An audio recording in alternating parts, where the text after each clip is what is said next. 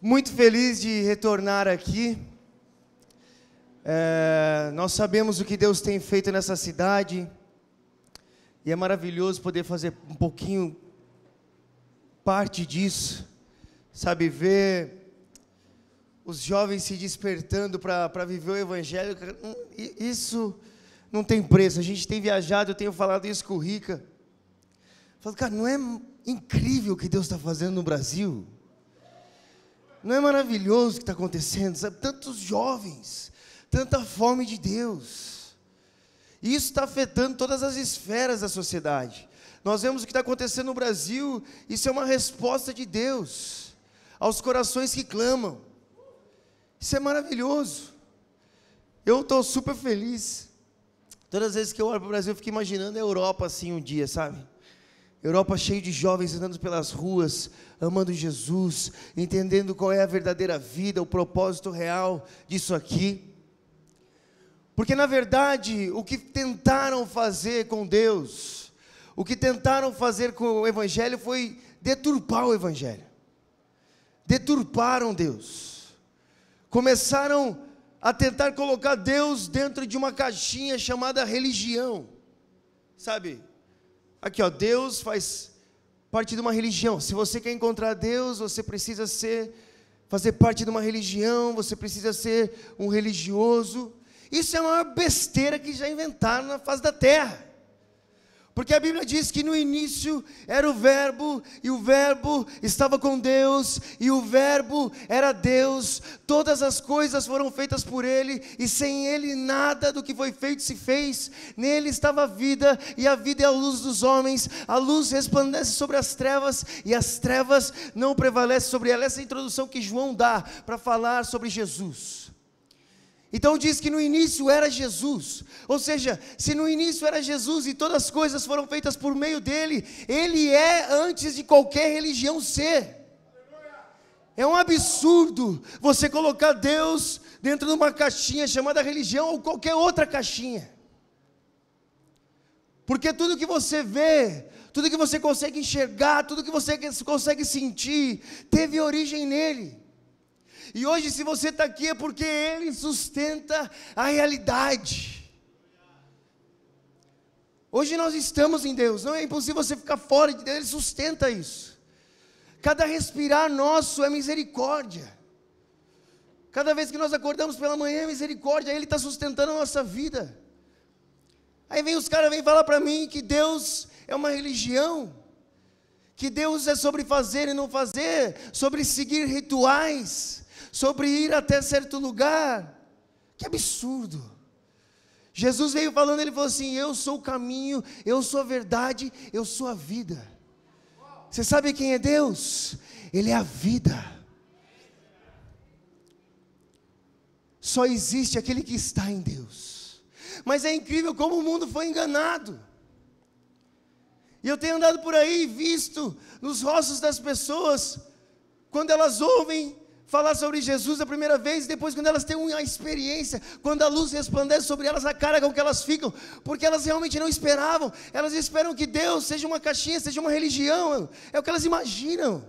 E muitas vezes nós também começamos a ver Deus assim, começamos a ver Jesus assim. Vou te contar uns testemunhos de pessoas assim, que tiveram um baque com a graça de Deus. Esses dias eu estava na Inglaterra, a gente estava eu e mais 2 amigos meus, e eu quero te contar isso para te encorajar, para que você entenda que Deus, Ele sobressai aquilo que você consegue imaginar como possível, para que você comece a tentar, pelo menos, a clamar a Deus, pedindo para que Ele abra o seu coração, abra os seus olhos, para que você veja de uma forma diferente. E a gente estava andando e um cara parou a gente assim, ainda estava eu, meus amigos. Aí esse cara, ele parou, 2 amigos desse tamanho assim. Em Londres, centro de Londres, a gente andando. Aí esse cara chamou: e aí? Aí eu falei: e aí? Ele falou: eu gostei da sua jaqueta, hein? Falei: você gostou mesmo? Obrigado.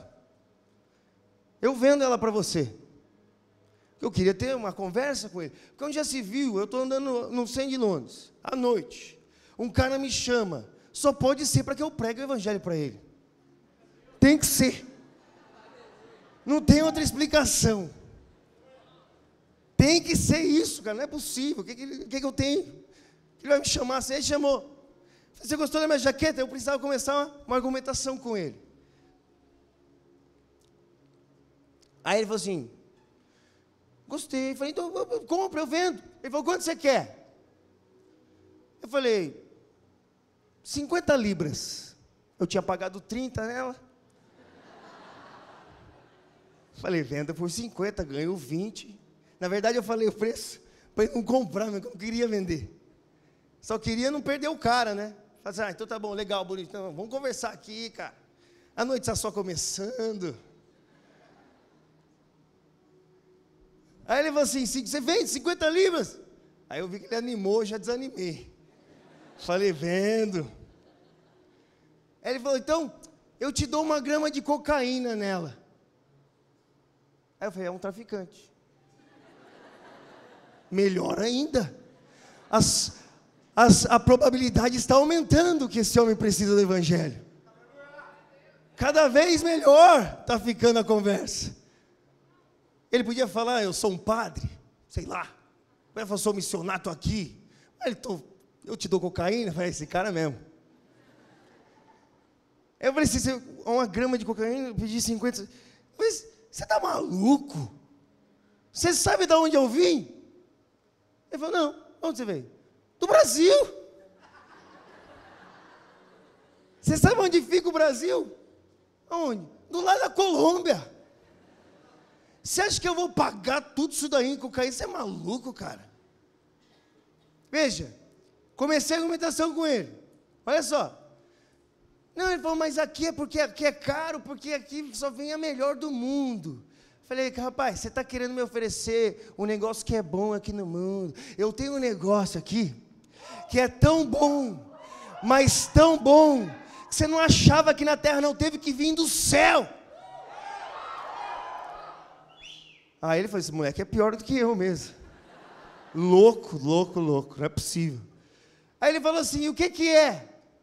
Falei, é Jesus. Aí quando eu falei é Jesus, ele desanimou.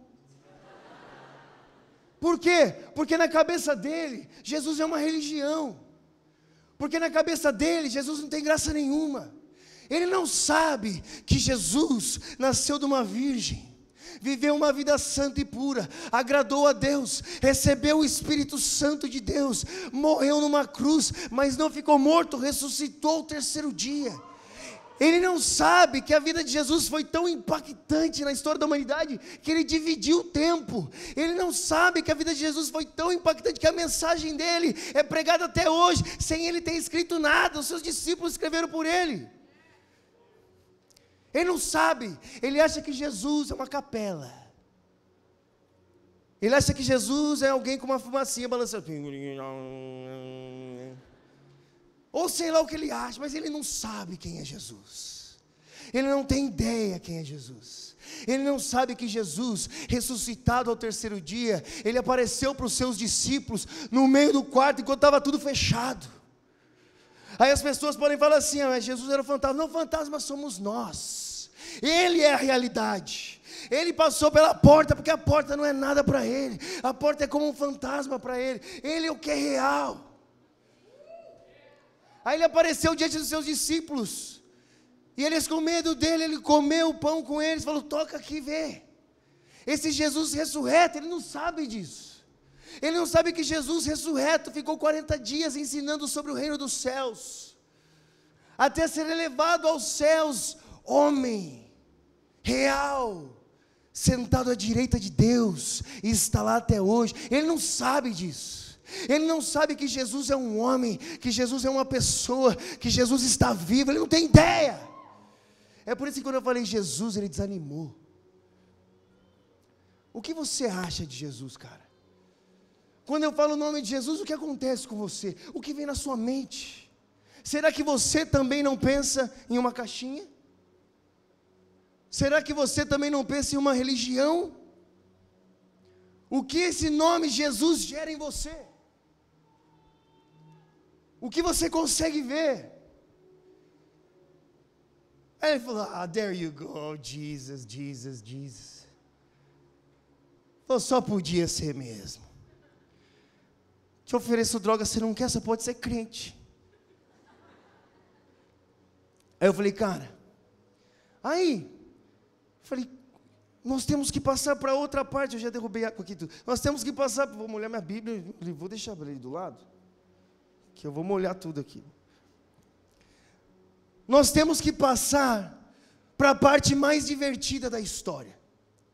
É a parte que Deus faz o que só Deus pode fazer. É a parte que nós acordamos para viver, sabe? Para ver. Parte que Deus entra em ação. Aí eu falei para o cara assim, o que você tem no seu corpo aí que dói? Que você tem alguma coisa que dói. Aí ele falou assim, meus joelhos. Os meus joelhos, eu preciso operar os meus joelhos. Eu falei, porque eu não preciso operar, eu não consigo andar direito. O que você não pode fazer? Eu não posso correr. Aí eu nem perguntei para ele, porque existem situações na sua vida que você não tem que perguntar nada. Nós já estamos no meio da rua, ele está me oferecendo cocaína, velho. Você quer algo mais ilegal do que isso? Mais errado? Eu olhei para a cara dele, então tá bom, então eu vou orar por você. Coloquei a mão no joelho dele, meus amigos também, olhando para a cara dele assim, eu falei, agora você vai ver só Jesus que você conhece. Você está achando o quê? Que Jesus é o quê? Que Jesus está pendurado numa cruz, cara? Você está achando que Jesus é uma fábula? Que Jesus é uma história em quadrinhos? Que Jesus é uma religião, é um conto de fadas? Falei, eu vou orar em nome de Jesus. Aí eu soletrei, J-E-S-U-S,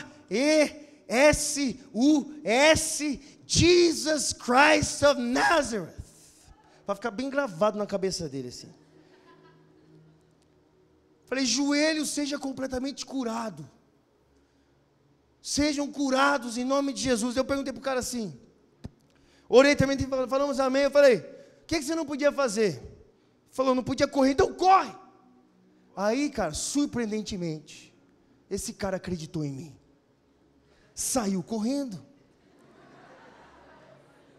Aí ele saiu disparado, porque imagina só, qual é a possibilidade de você estar no centro de Londres, encontrar o jovem, oferecer droga para ele. Ele fala que ele tem algo melhor do que droga.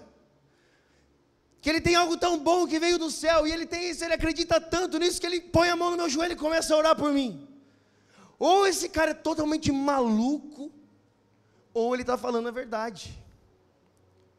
E ele optou pela segunda opção. Falei, corre, o cara saiu correndo. Na hora que ele correu, ele correu mesmo. Ele ficou assim. Aí ele correu até a esquina, olhou para a nossa cara, a gente ficou olhando para a cara dele. Aí ele correu para outra esquina assim. Aí a gente saiu correndo atrás dele, aí tinha um amigo dele, cara, e essa parte foi sensacional. O amigo dele vendo a história. O outro drug dealer ali. Só ouvindo. Aí o meu amigo dele correndo, o cara voltou assim e falou, cara, eu não posso mentir para você. Eu não podia fazer isso. Aí o amigo dele falou, eu não podia nem andar direito. Ele nem andava direito. Aí o amigo dele, na hora que ele viu isso, cara, pra você ver quando a luz ela resplandece sobre as trevas. Eu não sei, é tipo acender a luz do quarto, acabou as trevas. É um negócio assim. Esse cara viu o amigo dele sendo curado, ele teve a reação mais absurda que eu já vi na vida. Assim, a fé dele cresceu tanto que ele olhou para o amigo curado, ele falou assim, cara, ora por mim, eu quero 1 milhão de libras amanhã.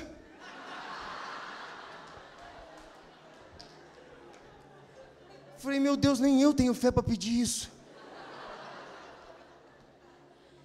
Mas você entendeu? O que ele conhecia sobre Jesus? Nada. O que Jesus era para ele uma religião morta. De repente ele vê o amigo dele ser curado. De repente ele vê vida em ação. De repente algo absurdo acontece diante dele. Qual é a reação do cara? Eu quero 1 milhão de libras. Se o meu amigo foi curado, Deus pode me dar esse negócio. Nada é impossível para ele. Aí eu falei assim, você é louco? O que você vai fazer com esse dia? Você vai morrer, cara. Jesus não quer que você morra, não. Ele quer que você viva. Ele quer te dar vida. E ele é muito mais precioso do que todo esse dinheiro aí que você está querendo. O que você vai fazer com isso? Para onde você vai com isso? Aí o amigo outro que foi curado voltou assim, né? Tipo, a cocaína nunca poderia ter feito isso por você. Só Jesus pode fazer. Só Jesus pode fazer isso. Só Jesus pode entrar no meio das trevas e resplandecer luz. Só Jesus. Não uma religião, mas o que o mundo espera. O que a gente espera de Deus. O que nós acordamos todos os dias esperando? Cumprir regras? Não. Jesus chegou para os seus discípulos, não chamando eles a cumprir regras, mas chamando eles a viver. E nessa vida não existe espaço para o mal. Nessa vida não existe espaço para o pecado, porque é vida, e o pecado gera morte, e não existe morte em Jesus. Não é sobre fazer ou não fazer, é sobre viver.